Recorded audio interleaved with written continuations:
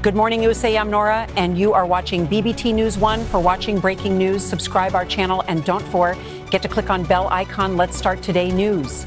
Russia's military invasion of Ukraine was expected to be quick, brutal, and unstoppable.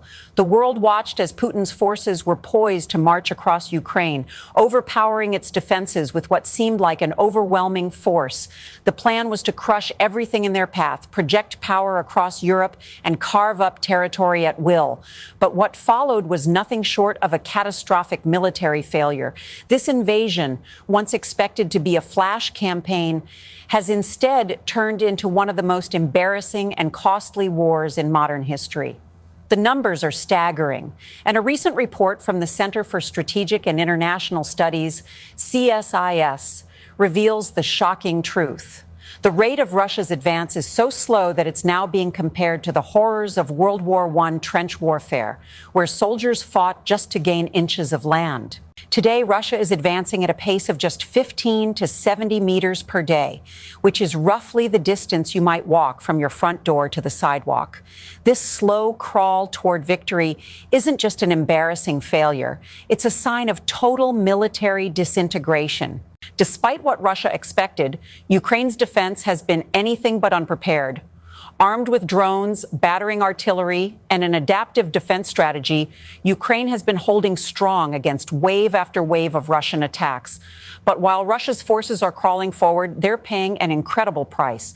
The report reveals that Russia has already suffered more than 1.2 million casualties since the invasion began in February 2022, making this one of the deadliest conflicts Russia has faced since World War II. These are not just numbers on a page. These are lives lost in a war that shows no sign of ending. Russia's forces are advancing at a rate slower than any major military campaign we've seen in the past century, and the pace of their advance is so excruciatingly slow that it's almost laughable, especially when compared to the battles of the First World War. Let's break this down.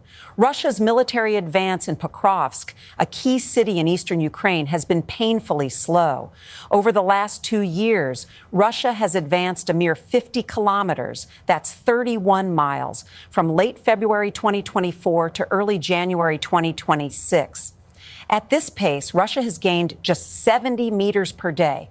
Let that sink in for a moment. Russia is struggling to seize control of a city at a pace that's slower than the bloodiest battles in history. Despite all the bombings, drone strikes, and artillery shelling, Russia still hasn't fully taken control of Pokrovsk. Ukrainian forces still hold the northern parts of the city, and fierce fighting continues. This doesn't just look bad. It's a reflection of the utter inefficiency of Russia's military strategy. Even after they captured Bakhmut in May 2025, they couldn't break the defense lines in Chassiar, another city crucial to Ukraine's defense. They claim to have captured Chassiar in July 2025, but Ukraine continued to fight, and Russia's rate of advance there is even slower than in Pokrovsk. In fact, Russia has only managed to move forward about 10 kilometers in 2 years, around 6.2 miles. That translates to just 15 meters per day, or about half the length of a football field. In the Kupiansk sector of KKE, Russia has advanced just 9.5 kilometers since mid-November 2024, which is just 5.9 miles, or about 23 meters per day, a pace even more pitiful than in the other sectors. While Russia is making these tiny advancements, Ukraine's defensive networks are becoming stronger and more sophisticated by the day, making it increasingly difficult for Russia to gain ground. Russia has faced the cold reality that it is not steamrolling Ukraine the way it initially intended. In fact, its advances are barely a crawl. There's one small bright spot for Russia in Zaporizhzhia Oblast, where Russian forces advanced 18.5 kilometers, about 297 meters per day. But this has not been enough to counterbalance the devastating losses Russia is facing elsewhere.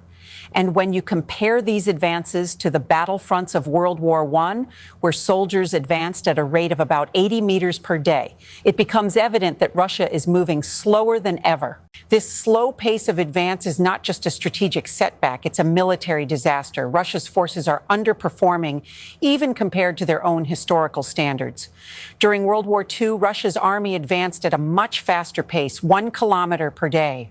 In earlier wars like the Battle of Galatia, Russia managed a 1.58 kilometers daily advance. But today, even in their most aggressive offensives, Russia is advancing far slower than it ever has before. Ukraine's counteroffensive is outpacing Russia's slow crawl. Ukrainian forces are advancing at 1.25 kilometers per day, which is about 0.77 miles, far faster than anything Russia has been able to achieve. But it gets worse for Russia.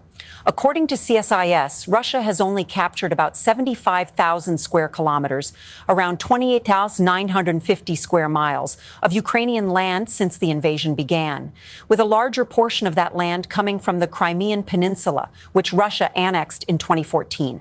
So, in reality, Russia has gained very little in the last 2 years. In 2024, Russia occupied just 3,641 square kilometers, about 1,391 square miles. In 2025, that number went up to 4,831 square kilometers, around 1,865 square miles. But these were just the gains Russia made from a massive summer offensive that was supposed to end the war. And in 2026, Russian forces have captured just 182 square miles in a 4-week period. A small increase, but still incredibly slow considering the massive resources Russia is throwing at the war.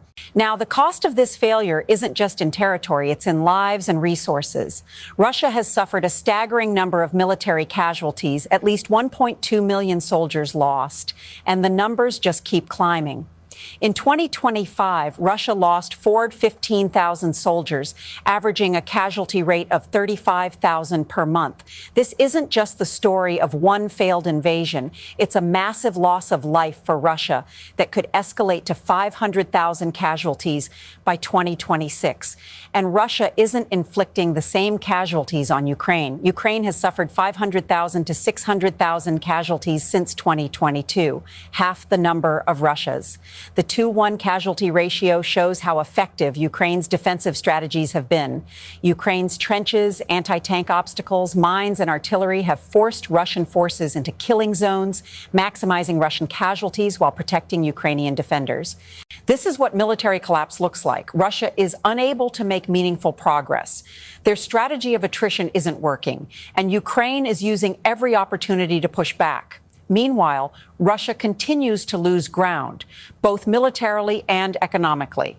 Russia's manufacturing sector has contracted for 7 consecutive months, and their GDP growth has slowed to a crawl while inflation continues to rise. Putin's decision to allocate half of Russia's budget to military spending is bankrupting the country. So what does Russia have left? Nuclear weapons and a large but declining military. Putin's military is weak, underfunded, and demoralized. Russia is now a power in decline, and the pathetic gains made in Ukraine show the world that Russia's once feared military is now a shadow of its former self. Ukraine's resistance is stronger than ever, and as Putin's war machine collapses, Ukraine continues to defend, ready to finish the fight. If you think Russia's military will turn it around, think again. This war is about to end, and Putin's days of pretending Russia is a world superpower are over.